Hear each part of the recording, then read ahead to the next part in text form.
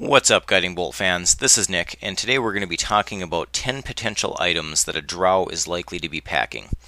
Whether your PCs are playing a Drow or come across one in their travels, it is very likely that character or NPC has spent a great deal of time in the Underdark and Drow civilization.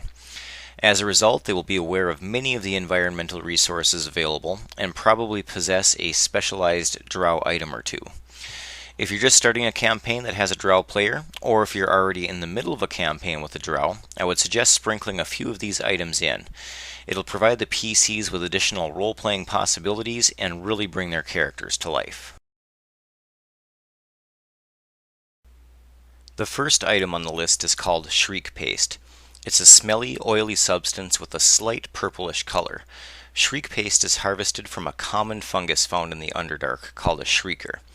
When smeared on a surface, it remains the same consistency until exposed to light.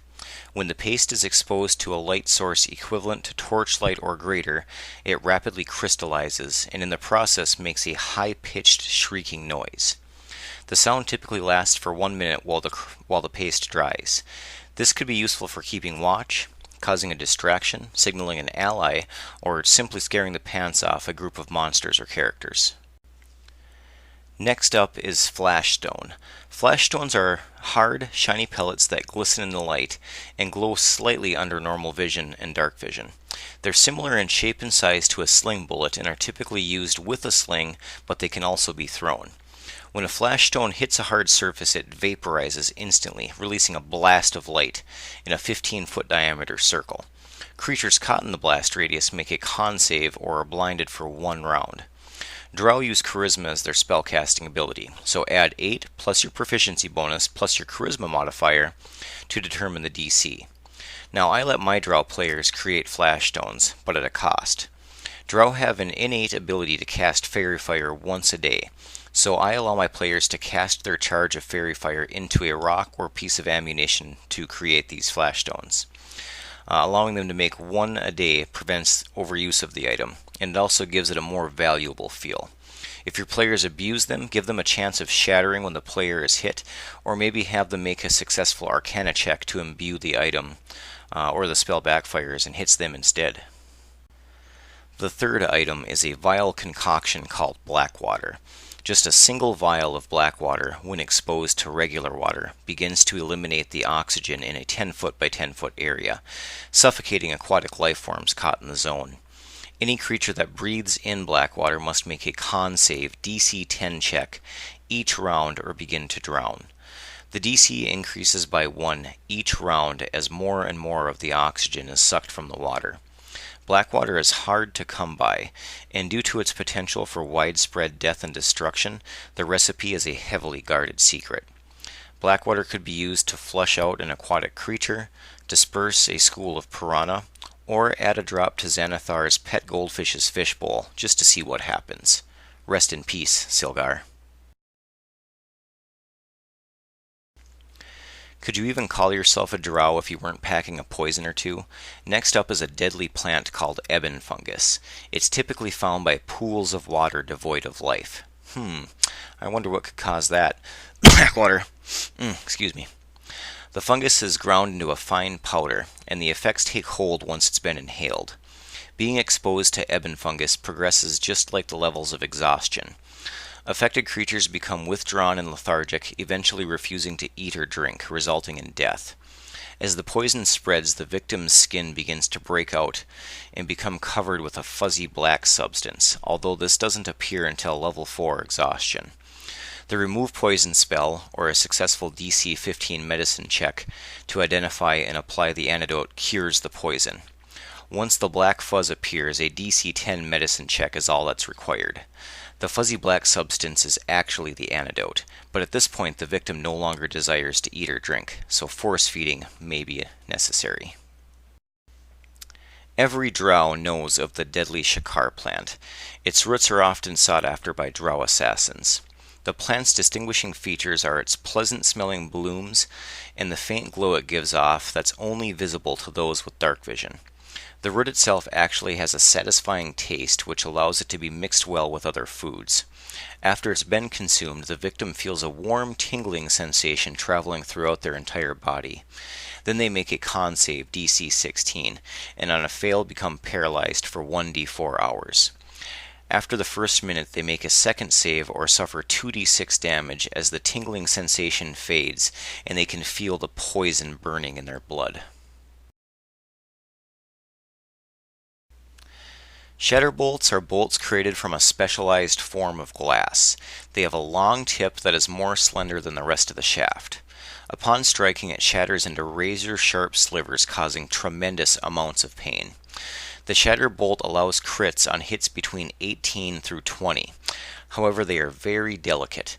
If the holder is grappled or takes more than 10 points of damage, there's a 50% chance that their shatter bolts will be destroyed. I usually ask my PCs how many bolts they have, and then I have them roll a die to determine how many are destroyed. So, for example, if they had 10 bolts, I would have them roll a 1d10, and that's how many bolts would be destroyed. It makes the player holding them extra cautious.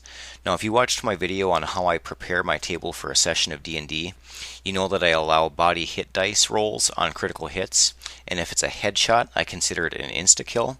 So my players guard shatter bolts like they're newborn babies. They try to save them for only the nastiest of foes.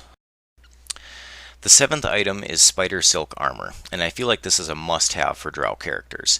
Typically made from monstrous spiders of the Underdark, spider silk armor is highly sought after due to how light and durable it is. In addition to its usefulness, it's also packed with huge amounts of plus style, as you can see from the picture. I treat it as light armor, but it only weighs 5 pounds and is 13 plus the dex modifier for AC, which is only 1 AC better than studded leather. Now, if you feel like this is too powerful or you don't want to start your PC off with it right away, maybe you could say it was passed down to them and they haven't quite figured out how to correctly don it without getting caught in the webbing.